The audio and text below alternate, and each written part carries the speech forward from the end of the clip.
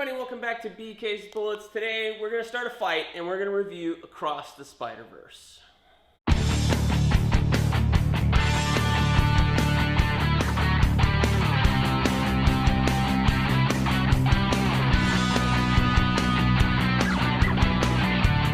Hey everybody, welcome back to BK's Bullets. As always, I'm your host, Brent. I got my stupid Marvel jacket on, so we must be talking about Marvel Comics or Marvel comic book movies. Yes, that's right. We're going to be talking about Across the Spider-Verse. Now, I know this movie is universally beloved, but we're going to start a fight right now. And I'm going to caveat it a whole lot during this video. So let me just set it up. I'm a dad, a 36-year-old man turning 37 in 2 months or so. And I have two children. I have Noah, who's 5, and Olivia, who's 8. And this movie's a kid's movie. It's rated PG. It's a freaking cartoon. They're broadcasting it all over the kids' channels. You know, they're doing ads for it every which way. You know, it's unescapable that this is a kids' movie out there for kids to see. So I said, let's take my kids to the kids' movie. Yes, I did.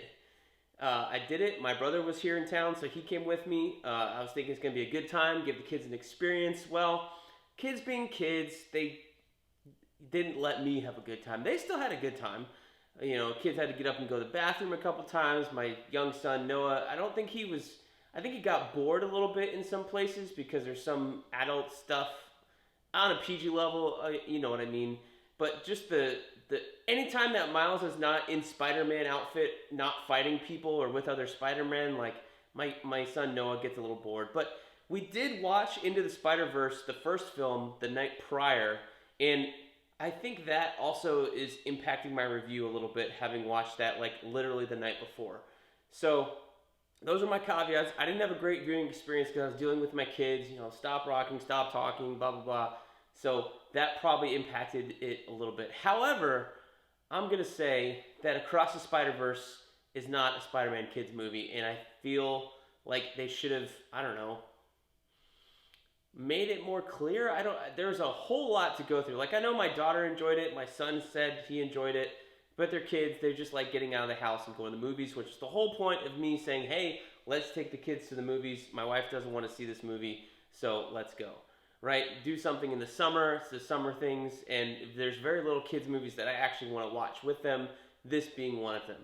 So way back when, in 2017, I went to see Into the Spider-Verse by myself. It was like a Thursday night. I feel like I went to a 10 o'clock showing after the kids were in bed. You know, they're much younger back then. And I loved Into the Spider-Verse. It blew me away. I had low expectations. I didn't think I was going to like the art style going in. The kind of animating on, you know, twos or whatever they're doing, where it's like a little bit jittery. And I didn't know if I would like all the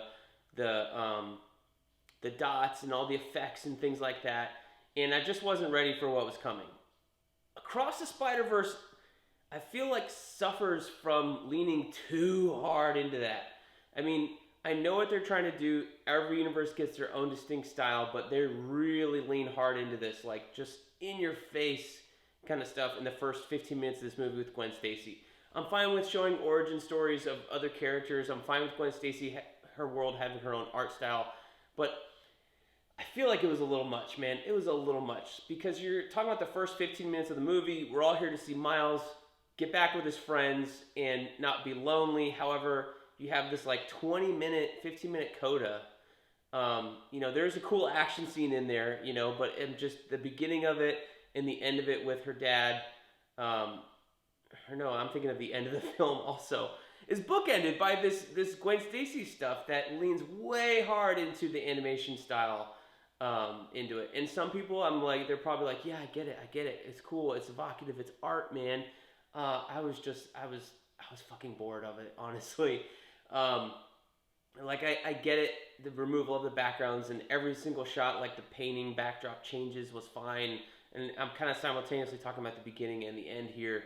It was just like these two Gwen Stacy universe scenes. That's what I'm talking about specifically. It was just a lot. And I was like, at the end of the film, I was like, man, they really took that Best Animated Feature Oscar and like shoved it up their own ass and was like, just kind of how far can we push everything without, thinking we went too far. And I think they went not that they went too far, I think they went a little too long. I think they pushed the medium in a good way. I feel like we're going to get more different styles of animated movies now, which would be nice for crying out loud. There's a great video on Vox on YouTube calling out the animation styles have looked the same until Into the Spider-Verse came out, and you actually started seeing different animation styles. But you can kind of really credit Chris Lord and Phil Miller because they basically point to Into the Spider-Verse and Mitchell's and the Machines, which is also a Miller joint, right? But anyway, Across Spider-Verse, I feel like they just went a little bit too long. There's a lot about this movie I feel is too long, and I think it suffers from that. Although, caveats being what they are, maybe I was just noticing it because I was annoyed at my kids. I don't know. So, yeah. So, we're going into the review with a bunch of caveats and a bunch of Brent bitching and moaning about his kids. And I love him to death. I'm glad I took him, but, I don't know, it just took me out of the film. And I feel like if you can get taken out of the film and can't get back into it, is it on you or the film? I don't know. Because certainly the first bathroom break I took my kids on in the film, I was able to come back and get back into it. And I've done that before too, where I have to get up and go to the bathroom in like a long movie. Like I think I certainly missed, 5 minutes of Avatar 2 because that was super long. But yeah, I got right back in. And this movie, the first one, got right back in. It was the second one towards the end where I came back in. All the Spider-Mans were on some rocket ship going somewhere. And it was like, what? I don't know. It's the worst time to take a bathroom break, honestly. But that being that, it still wasn't clear to me like where this was going.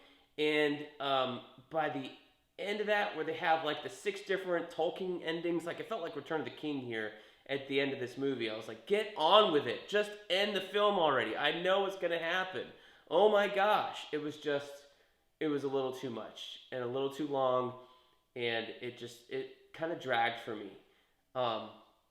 What is the plot line of this film, right? I thought the plot line of the film was going to be, we're going up against the Spot because he's now a multiversal threat, and I got that part, and that was cool, but we never went back to him after that India sequence. We never went back to him. He's just kind of there. You get this weird future sequence at the end there, and I guess that's set up for the next film, but as far as why the Spider-Men don't like Miles, it's kind of unclear. It is clear. I just think it's kind of dumb. Oh my gosh. Instead of you broke the web, I feel like it should be you spun a new strand of the web, and we can't predict it, and blah blah blah, and that's why you're too much of a liability and a risk. Instead of you broke the web, now we must break you and make sure that the strand continues instead of splitting off. Because what eventually happened anyway was that his strand, if you've seen the film and you know what I'm talking about, his timeline went one way instead of the other way, and it's still continuing, but they're forcing it down a certain path instead of just letting it be. Which I guess is the whole point of the film, but to me, as a through line of a 2-film arc, that doesn't seem strong enough. I don't know.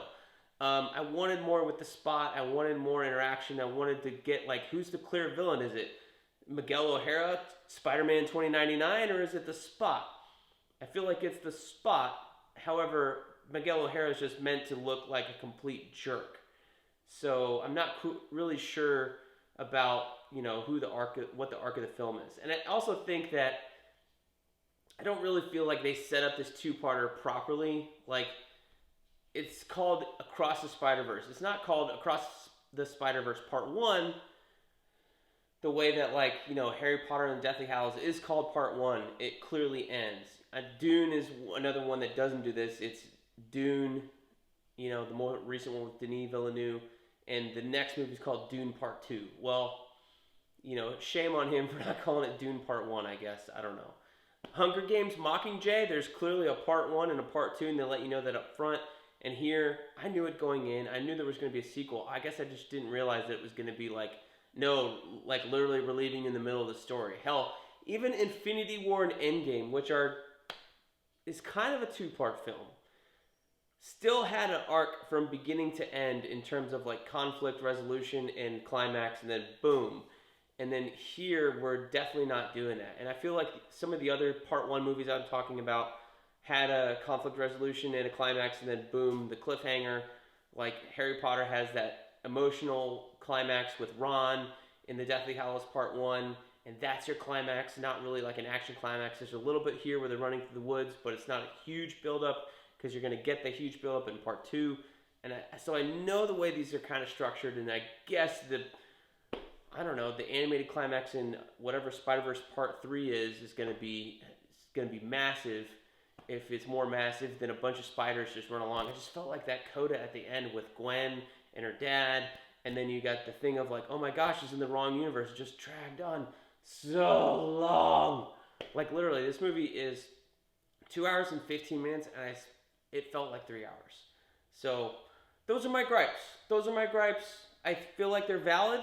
I don't feel like they're based off the kids interrupting my viewing experience. I feel like I would have felt this way a little bit if I had watched it by myself. Definitely not taking the kids to see the next one. My first viewing, I'll take them on a second viewing, obviously. Learn my lesson there. But, then again, it could be a different thing a year from now. I don't know. But I still feel like these are valid criticisms. Like, it's way too long. The art stuff is cool, but it's too into itself a little bit, I feel like. And having everything just, like, Hobby Brown is cool, but he's so far removed from everything else that he does stand out, but it's also kind of annoying how much it stands out. It's more of, this film is so much of, look what we can do, that I just found it a little bit distasteful and a little bit like too self-indulgent instead of like, hey, look at what we can do here. Look at what we can do here. It's clearly like, no, we're going to show you how you can do everything. So yeah, that's my gripe with this. Like, the first film, Into the Spider-Verse, didn't have that feeling because it was consistently in one universe, and you had little bits of Spider-Man Noir and Spider-Ham, Peter Porker, and these little bits here and there. But that was just kind of like their origin stories. And then here we're mixing different things all the time, and it was way more in your face than the last film. And I feel like that was, I know it's on purpose, but I just wasn't down for all the time. You know what I mean?